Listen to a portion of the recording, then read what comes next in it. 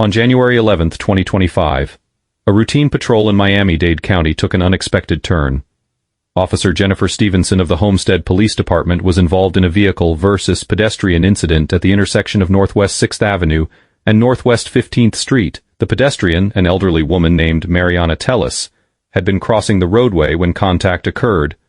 Within minutes, additional units arrived. Sergeant Gilpin responded to supervise the scene, followed by Officer Perez from the department's Traffic Investigations Unit. What unfolded next was captured on body-worn cameras from the outset. There was confusion. Miss Tellis spoke only Spanish, and communication had to be relayed through family members and bilingual officers. Despite the language barrier, one thing was clear.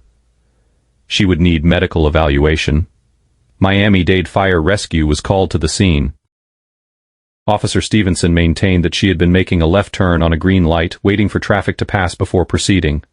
She repeatedly emphasized that she had not struck the woman directly, but instead clipped her rolling suitcase, causing her to fall. But as officers pieced together the scene, a critical question emerged.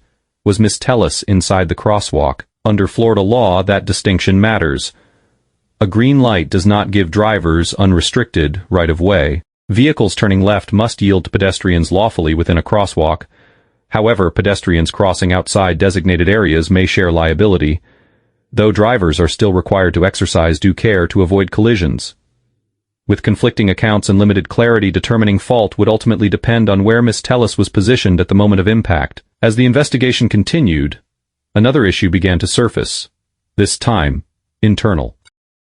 Officer Stevenson became increasingly frustrated over the handling of her patrol vehicle. Supervisors indicated that the car would be taken into custody as part of the investigation. Stevenson questioned the decision, arguing that similar incidents in the past had not resulted in vehicles being towed.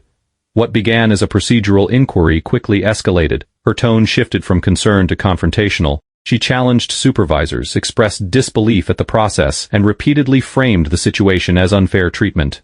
Meanwhile, colleagues attempted to de-escalate, reminding her to remain calm and allow the investigation to proceed. But the tension lingered. Legally, the decision to secure the vehicle was not arbitrary. Florida statutes require formal documentation and investigation in crashes involving injury. In such cases, vehicles may be held for inspection and evidence preservation, especially when a government vehicle is involved. This was not merely policy. It was procedure. 6 months later, the story took another turn. Officer Stevenson was promoted to sergeant, recognized publicly for her performance. Shortly after, Miss Tellis filed a legal claim against the city, seeking damages exceeding $50,000. That claim remains pending.